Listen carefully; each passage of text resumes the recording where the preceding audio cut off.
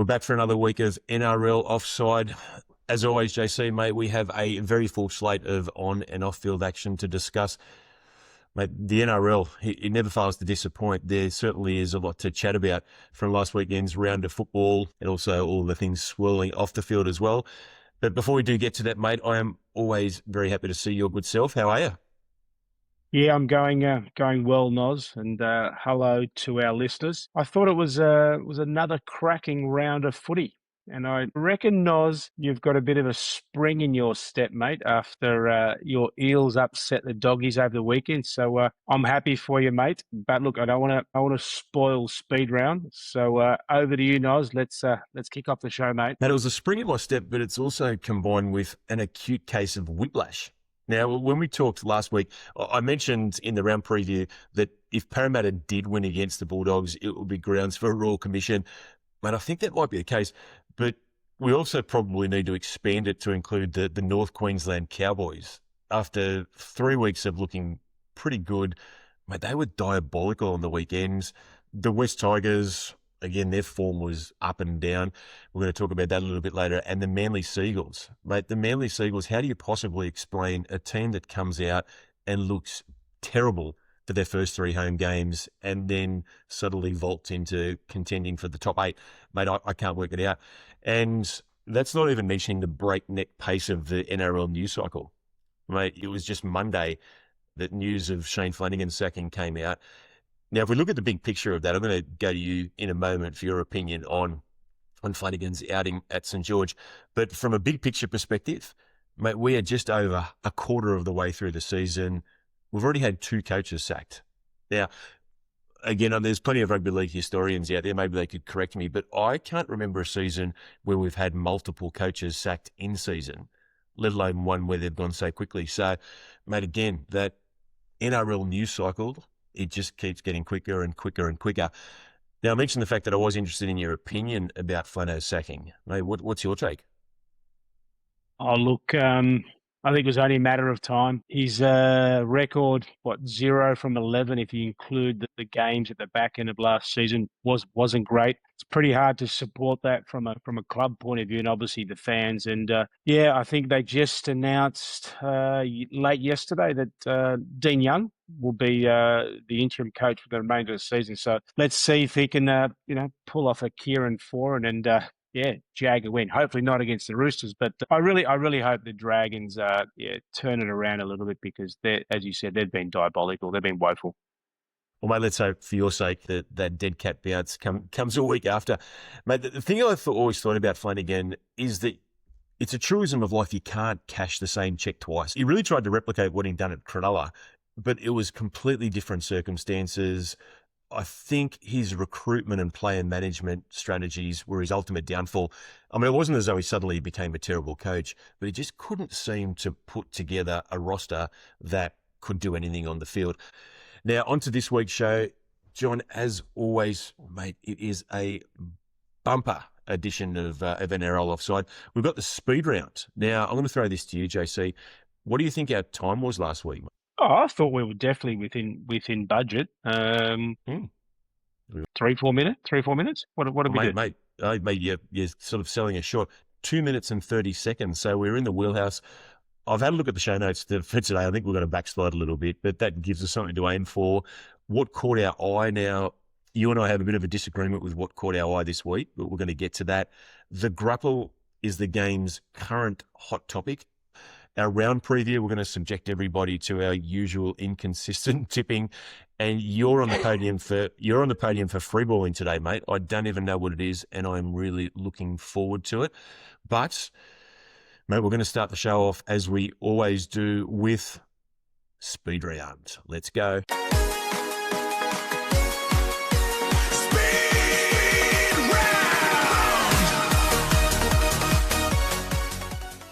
Cowboys versus the Seagulls. I joked last week about Kieran Foran being coach of the year. Foz is now actually 3 from 3. So that call, I don't think he's looking too silly now. But well done to Manly. No one picked them to win up in Townsville, let alone being so convincing.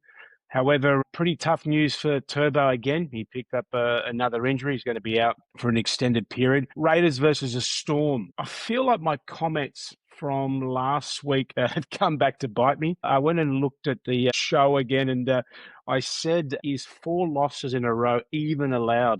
Ray Bellamy coached Melbourne side. Well, apparently it is, because Melbourne have now dropped 5 straight. I still can't quite believe it, to be honest. Just a random lazy stat, because I love a stat. In 2012, Melbourne also lost 5 in a row and actually went on to win the comp that year. So, look, crazier things can happen. I'm just not sure it'll happen this season. Dolphins versus the Panthers. This was an absolutely cracking game, I thought, in pretty brutal conditions up there in Darwin. Mate, the temperature was pretty damn hot, damn humid. And you could sort of even see the sweat dripping through the TV screen. It was a game of 2 halves, obviously decided in Golden Point. Well done to the Iceman, Nathan Cleary, for slotting over the match-winning field goal like he always does. But a big shout out to Herbie Farmworth. I thought he was outstanding. Clearly the best player on the ground in a losing side. This guy is an absolute talent. I've just got to stress, I just love watching Herbie play. Warriors versus Titans. This game was pretty much wrapped up in the first 40 minutes by the Warriors. The Titans had a late flurry, but by then it was just a little bit too late and the game was all over. Rabbitohs versus Dragons. Now, this game was lopsided on paper. It ended up being lopsided on the paddock. Latrell and co straight bullied their way to an easy victory over the increasingly hapless Saints. As they've done on more than one occasion, St George showed some early resistance, but the Rabbitohs ruthlessly snuffed it out and they ended up winning in a canter. As was to become apparent on Monday morning, Flanagan had finally come to the end of the Green Mile and his demise was not pretty. Tigers versus Broncos. As has often been the case at Campbelltown, clashes between these two teams show the difference between a tough, high-quality club, the one that has promise but is all too often a pretender. Spade calling time here, Johnny. This game was ripe for the Tigers against a wounded Broncos team playing deep in enemy territory, and quite frankly, they blew it. Not quite back to square one for Benji and the boys, but perhaps time for a little bit of soul-searching. Roosters versus Knights. Oh, mate, I'm sure you watched the first half of this game through your fingers here. The Knights ran all over the Chooks to take the lead into the halftime break. And quite frankly, they played very well for the first 40. But whatever Robbo said in those measured halftime tones, it worked a treat. The Roosters came out and blitzed Newcastle in a 5-try second half onslaught. I'll admit this, JC, they were pretty impressive in that second stanza. Now, the big challenge for the red, white and blue is how to do it for the entire 80 minutes. I know everyone's waiting for this one, mate. The Eels versus the Bulldogs. Mate, the spirit of 86. Mate, what can you say about this performance from the mighty Eels, showing all of the intent that they haven't had over the first month of the competition? Parramatta bashed the so-called Dogs of War into submission with a team that was, quite frankly, being held together with chewing gum, string and Jersey Fleet players. There were a few lucky tries, but, mate, that's what happens when you go hard at the ball. Click go the Eels, onwards and upwards for bigger and brighter things for the mighty blue and gold. Mate, I don't think we came even close to 2.5 minutes for that, but all the same, we had plenty to chat about. I think I probably spoke for about 45 seconds on the Eels, but you have to give me that, mate. I'll no doubt be back to Death Riding the next week. Now, on to what caught your eye. Johnny, in the round of football that we've just had, what caught your eye? All right. What caught my eye, for me, it was the Penrith versus Dolphins game up in Darwin. And as I said earlier, the conditions that the game was played in, it was, as I said, looking at it from the TV screen, it looked super, super hot.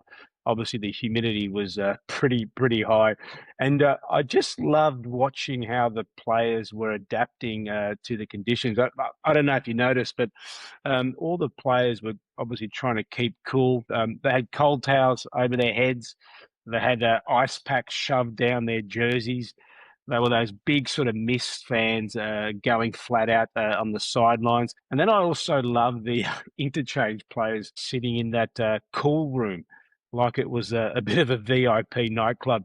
And then obviously, in the coaches' boxes, And it looked like a full-blown sauna with sweat dripping from from the glass. But seriously, credit to the players. In those conditions, they still served up a pretty cracking game that went all the way to Golden Point. Probably deserved a draw, to be honest. And I also loved the crowd. How good was the crowd? Majority were wearing jerseys. Every club, every era.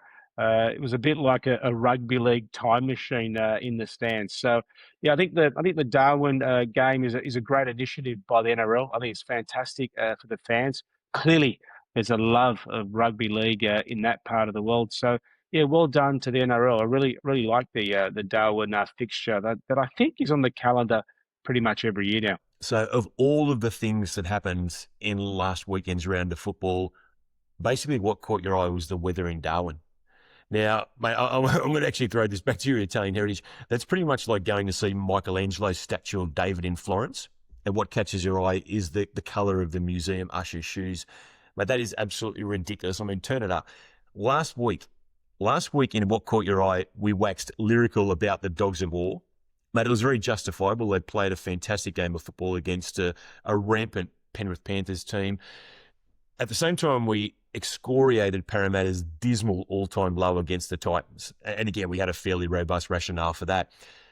But you know what happened this week, JC? Mate, in a performance that was as brave as any we have ever seen from the Blue and Golds, considering our ridiculous injury list and our previous form, mate, we gave it to one of the fancy teams of the competition. Now, I mentioned the spirit of 86. It's been bandied about quite a bit over the last couple of days. Mate, we're going to go to the opposite end of the Italian peninsula, to your neck of the woods, and talk about one of my favourite movies and one of my favourite scenes from one of those movies. So, mate, I'm going to go out on a limb here. I'm going to say that you are a fan of the Godfather movies. Yeah, absolutely. Mate, in The Godfather Part 2, which, in my humble opinion, is the greatest movie ever made, you can probably remember the scene where Frankie Five Angels Pentangelo is testifying in front of Congress. So he's testifying against the Corleone family in front of Congress. Now, what the Corleones do is they fly in his grizzled old Sicilian brother, doesn't speak a word of English. Mate, they just sit him in the crowd in the congressional hearing, and Frankie Five Angels sees him, and mate, he can't possibly rat out the family with his beloved old Sicilian brother sitting in the crowd. Mate, that reminded me of Sunday afternoon. I mean, how can you play badly against the Canterbury Bankstown Bulldogs, our arch enemies, in front of Ray Price, Mick Cronin, Peter Sterling, Brett Kenny? Mate, I don't think Steve Ella was there, but we'll throw Steve into the mix. The Guru Growth, Stan Jerd, Terry Leabeater, Jeff Bugden. Mate, it is absolutely impossible. Now, again, I'm going to go out on a bit of a limb here, Johnny. I think that's probably the first time in recorded history that the 1986 premiership winning Parramatta Eels have been equated with Frankie Five Angels Pentangelo and The Godfather Part 2. But, mate, I think it's appropriate, and wasn't it magnificent? Mate, if that performance did not catch your eye, maybe it's time to head to the optometrist. Maybe it's time to just increase the magnification on those glasses, mate. Now, So maybe, now, maybe the '86 team should just turn up every week to watch your Eels play. You might win every week. that'd be good. I think a lot of people actually have that idea. Don't worry about that. Okay, we're going to head to well, I'm not going to say it's our favourite, but it is one of our favourites, and that is the grapple.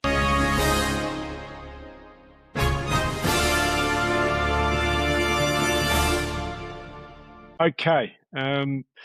There's been two rulings, or two interpretations in the game that I've really struggled to get my head around this season. And I reckon, most of the rugby league world has too. The first one is the disruptor.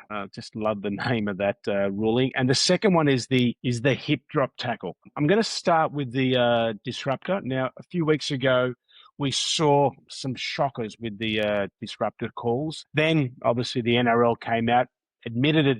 They got it wrong, made a few boo-boos. And since then, the refs have shown a little bit more common sense.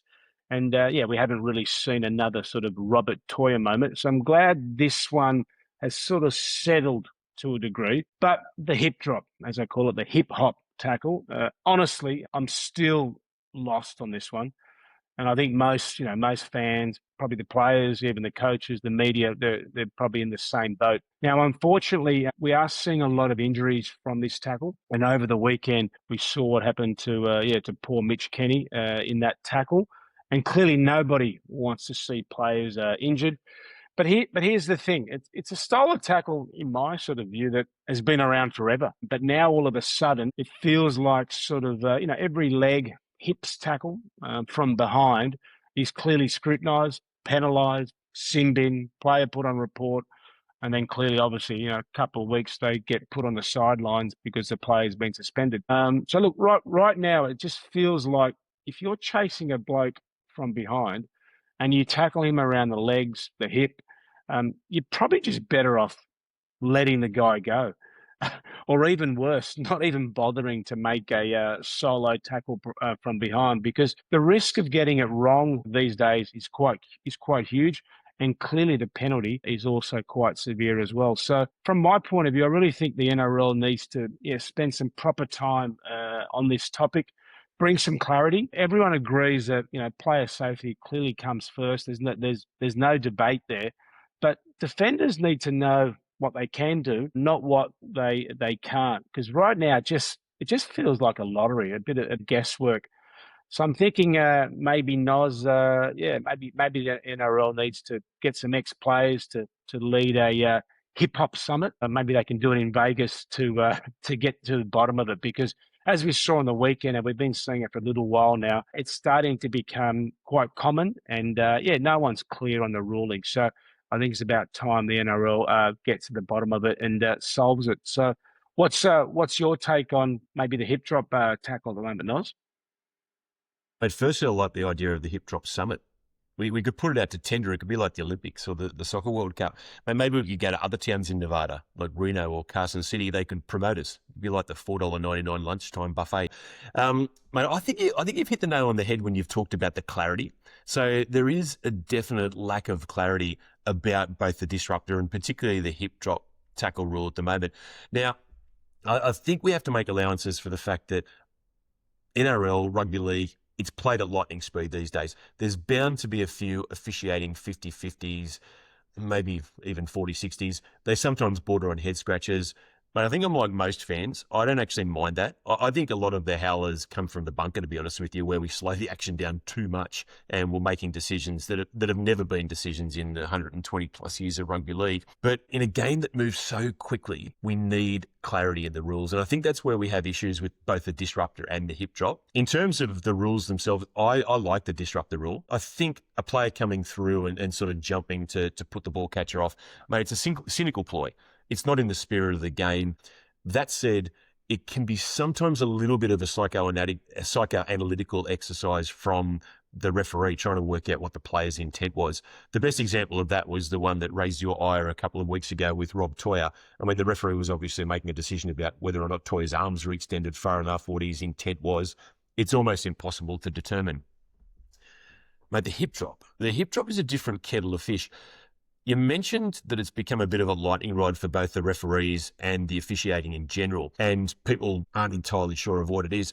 You can probably remember this moment. Late in the Parramatta-Canterbury game on Sunday afternoon, Mitch Moses tackled Matt Burton. So Matt Burton went straight at Mitch Moses. He went over the top of him. Moses did a dipsy doodle. He sort of ended up in an awkward position, sort of tangled around Matt and Burton's legs.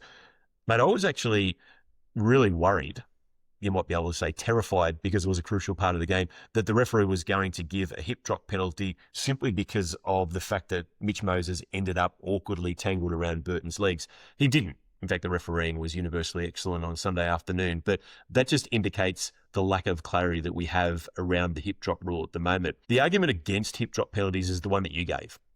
Players are having to react in quick time. They just have to get the ball runner down. They're not necessarily thinking about sort of their positioning and twisting the player, etc. But mate, if you believe that, in about an hour or so, I'll come and pick you up and we'll drive down to the Sydney Harbour, because I've got a giant grey bridge that I'd like to sell you. Mate, the hip drop tackles, you've got me saying hip hop now, but the hip drop tackles, mate, they're all about wrestling in the ruck. In the 70s, in the 80s, in the 90s, mate, we had plenty of ridiculous and dangerous tackles. You can probably remember back to the era where we were playing, mate, spear tackles were actually regarded as being a great tackle, picking a bloke up and driving him straight onto his head. We realised by the time we got to the early 2000s that it wasn't a great tackle. It was just potentially going to injure the ball runner. And then there was the Cumberland throw, which you can probably remember as well. So, mate, we talked about the spirit of 86. The great Raymond Allen Price used to have this method where he'd grab the player by the shoulders, he'd outstretch his leg, he'd basically trip the player over and slam them into the turf. So we also realised that probably wasn't the most legal of tackles either. But, mate, I can't recall ever seeing a hip drop. And that's because wrestling in the ruck wasn't a thing in those days of the game. And if you think about when they happen, the player, the ball runner, has often gone through the tackler and he's won the contact and the tackler just has to scramble to get him down. Traditionally, what they've done is they've tripped them over basically by tackling them around the ankles. Now what they're trying to do is they're trying to stay upright so they can get into a position to wrestle them on the ground, and they're just dropping their center of gravity straight down onto the player's knees or the player's ankles. And that's where we're getting the injuries. So, mate, a couple of things. Yes, it does sometimes happen spur of the moment. I thought Cody Nikorima was a little bit silly done by in the Dolphins game. That was heat of the moment type stuff. But, mate, we need to keep penalising it for a couple of reasons. Firstly, it's not in the spirit of the game, much like we talked about with the disruptor.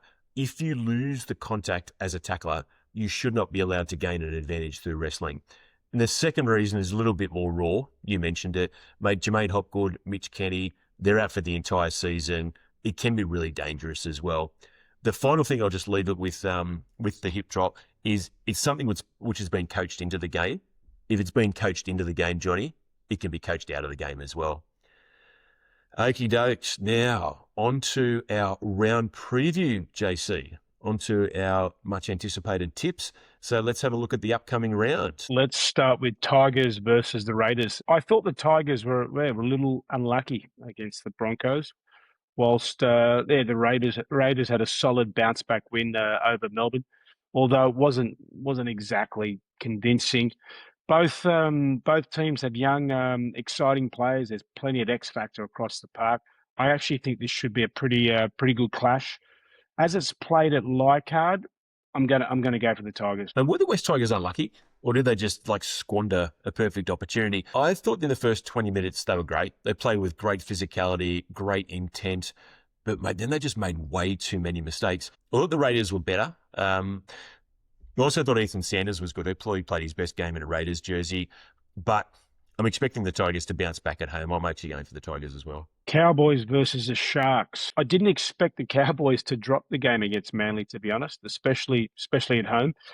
So now I'm a bit nervous about this one. The Sharks are coming off a bye. It's always a bit of a tricky proposition on how they're going to turn up. This one feels a bit like a genuine toss of the coin. If I had to lean, I'm probably just slightly edging towards the Sharks, not with any great confidence. Let's see how this one plays out. I use the word diabolical to describe the North Queensland Cowboys. If I could think of anything stronger, Johnny, I would actually use that word because, mate, on Thursday night against Manly, I just couldn't work out what was happening. Scotty Drinkwater had spent the entire week in the headlines about how he was going to go to St George or other clubs were circling. He's going to get $1.2 million a year. Mate, his manager must have spit out his drink at that performance on Thursday night. He looked like he took about $250K per annum off his next contract. He was terrible. He was listless. The performance was low quality, low energy. The rest of the Cowboys were equally bad. They also looked like they had nerve-deadening agents in their hands. They couldn't catch anything. I think at one point their completion rate was 30%.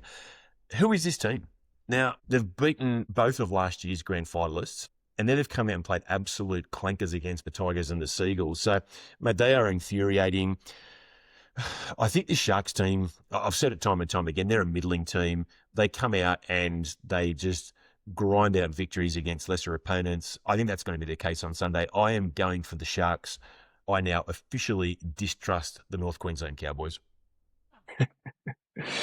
Okay, Broncos versus the Bulldogs. Look, it's going to be pretty interesting to see how the Dogs bounce back at Suncorp, especially after the shock loss to your mob, the Parramatta Eels. Look, they completely went away from that dogs of war game plan that they had the week before against Penrith.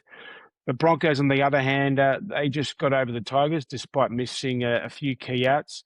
Now, Payne Haas is out injured for an extended period of time. That's going to be a massive loss, I think. But obviously, with the game being played at Suncorp, I'm still tipping the home side to be led around the park by Adam Reynolds. I thought the Broncos were great on Saturday night. It was one of those season-defining victories that can really propel a team on.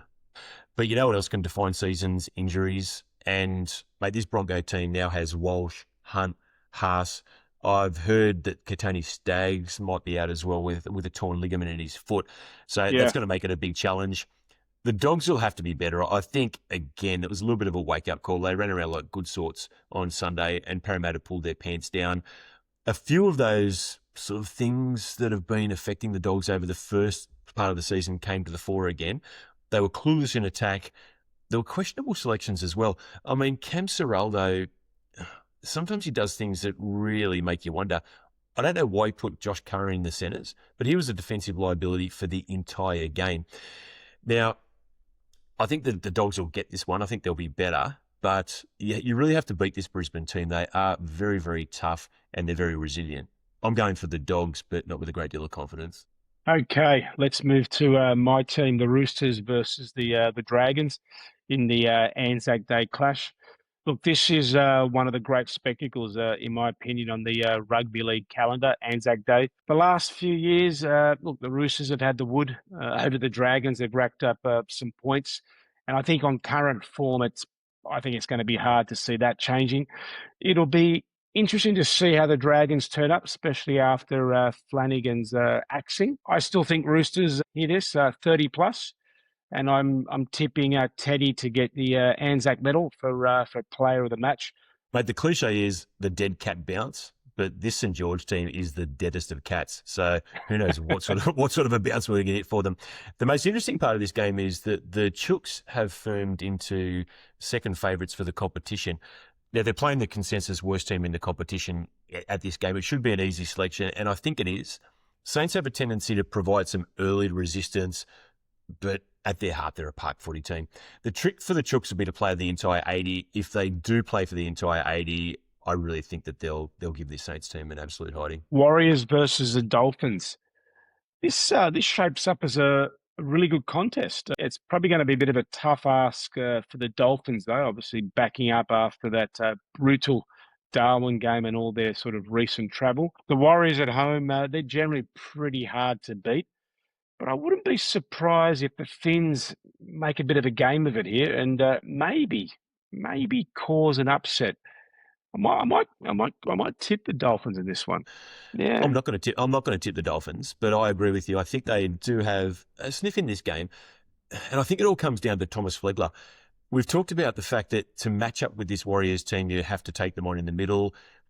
But a couple of years ago, Flegler was a promising forward. He looked like he was going to become one of the form forwards in the competition.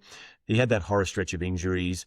He's starting to round back into a little bit of form. I thought he was good against the Panthers last Friday night. He's going to have to bring a few of his mates with him, so he's probably going to have to bring Tom Gilbert with him, maybe Max Platt as well. The hardheads of the Dolphins are going to have to show up.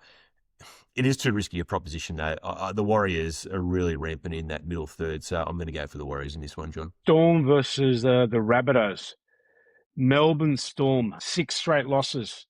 That's uncharted territory for Melbourne and Coach Bellamy. Normally, with my tips, I just lock Melbourne in and move on.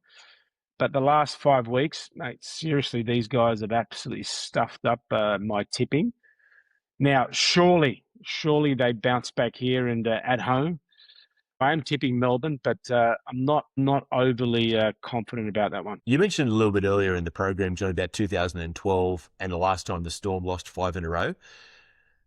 They went on to win the competition. Mate, I'm going to say this, and I'm going to say it very, very loudly. I want everyone to listen to me. This is not the 2012 Melbourne Storm. There was a trio of players that team had. You might remember Cameron Smith, Billy Slater, Cooper Cronk. They were all in their prime.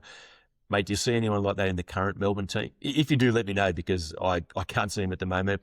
That said, mate, this is as good a time as any to turn their season around. They're playing against their literal bunnies on Anzac Day, where they've traditionally been really strong. There are a couple of competing tensions within this game. Melbourne eventually have to win, and Souths eventually have to win in Melbourne. I'm tipping the former. I don't think Souths have the consistency at the moment. They bullied St George into the victory when they played on Saturday, but they still have a tendency to lose focus for long stretches in their games. I think Melbourne will appreciate that Anzac Day home cooking where they have traditionally been very strong. I'm going for the Storm. Knights versus the Panthers. This one's been played in Newcastle, so you'd expect, obviously, the Knights to generally make a game of it. I can't go past Penrith, even though they've come down to earth a little bit in their last few performances.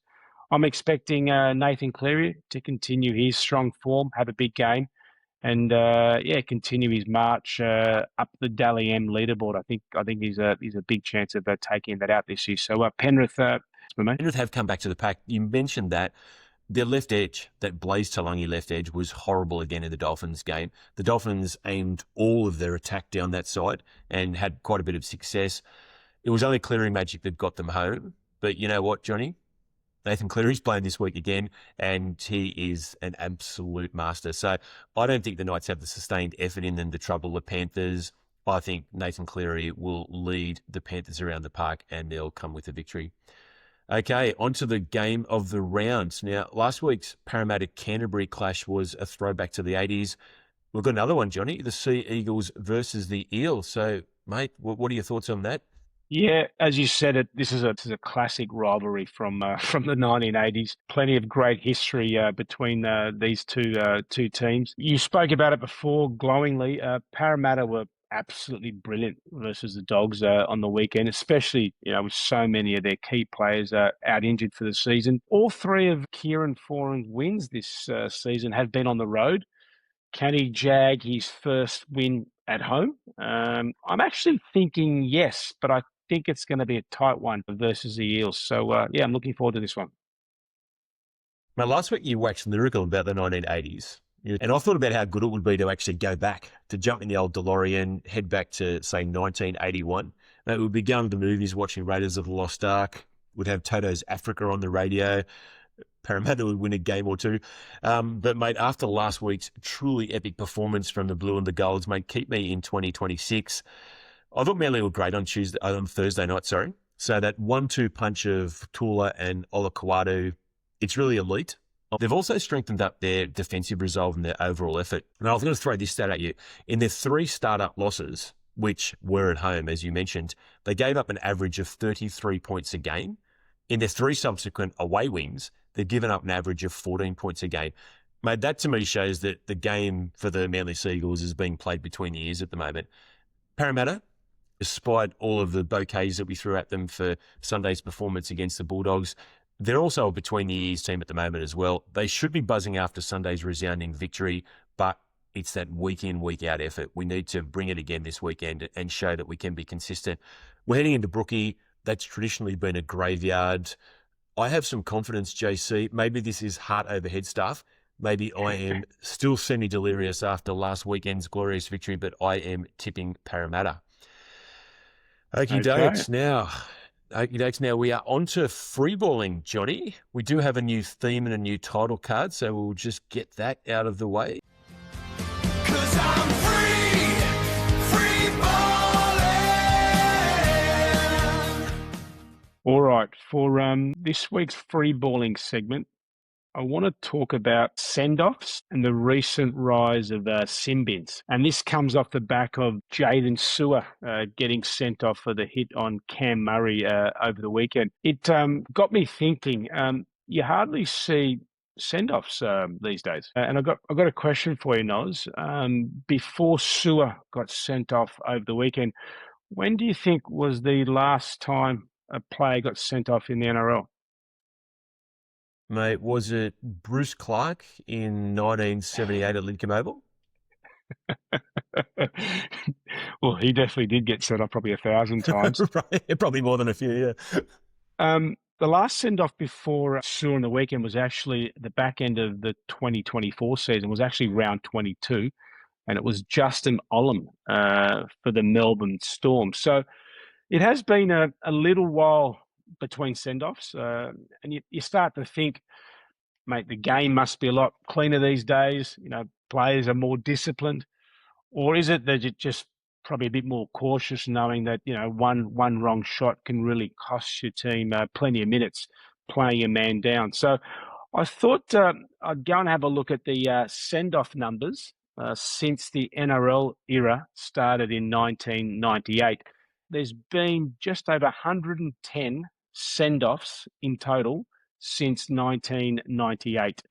In that time, there were some standout years. 1998, there were 17 send-offs in that year, led by famous John Hopewadi. Turvy got a few, so there was plenty of chaos that season. Then, interestingly, there were 4 seasons with 0 send-offs: 2014, 2016, 2017, and more recently, 2025. So, on one hand, you'd say that the game has definitely been cleaned up in terms of send-off offences. But here's the flip side. We are now seeing a massive rise of the sin bin. And these numbers and trends that I'm just about to share really, really surprised the hell out of me. So here are the sin bin numbers by season, just since season 2015. So in 2015, we had 13. 16, we had 17. In 2017, we had 43. Wait for this. In 2018, we had 112. So clearly more than doubled one season to the next. 2019 dropped again to 62. And then I just jumped a couple of seasons. 2023, 130. 2024, 145. And in 2025, for some strange reason, I couldn't get the full data for the season yet. But what I was able to pick up was after 8 rounds last year, there was already 63 sin bins. And if you were to extrapolate that out for the whole season last year, probably would have hit maybe 170, 180 sin bins in all of the 2025 season. So a damn high number of sin bins. Now, the part that I'm really struggling with is so many games these days are played where it's 13 players on 12. And I'm sure you'd agree with the speed and the athleticism of players in today's game. Mate, it's also impossible to defend a man down, let alone attack. It just feels like we've really shifted from, rare send-offs to now, consistent, high number of sin bins per season. If this trend continues this season or into this season, we're probably going to see over 200 sin bins across the entire year. That's nearly a sin bin per game, and it's pretty much every game where you'll see 13 players on 12. And I just don't think that's good for the game, good for the fans either. So I think there needs to be a change. Look, if this is the new normal, I really think every team every week should be having training sessions, drills, role play scenarios where they're doing 13 on 12 at training, just to better prepare when this comes up. Because the data is saying right now, on average, every game of every round, you're going to have a period of time where it's 13 on 12. And I just don't think it's the right way. We need to find this better balance where there's a lot more games 13 on 13. Anyway, that's my free balling topic for this week. A little bit of data, obviously a little bit of frustration, and maybe just a little bit of a small gripe as to where the game's heading at this point in time. But you better be careful. Maybe you'll sort of earn the attention of the NRL deep state. Just keep an eye over your shoulder, mate. You might be followed by a couple of blokes in black suits and a black car or two. Mate, we have come to the end of another very, very enjoyable program. As we always say at this point of the program, we implore all of our listeners to subscribe. We asked last week to see if we can push those YouTube numbers up into the 30s. We didn't quite get there. So if you are watching on YouTube, again, please just subscribe. It'll mean that we'll appear every week in your feed. If you're on the Spotify, if you're on Apple Music, same thing, just follow us. It'll mean that we appear fresh and early every week when the shows drop. But again, thank you very much to everyone for listening. As always, Johnny, I shall throw it to you to round us out. Yeah. Thanks again, Noz, for this week's show. We definitely crunched some interesting stuff. Yeah, have a good week, listeners. Catch you next week.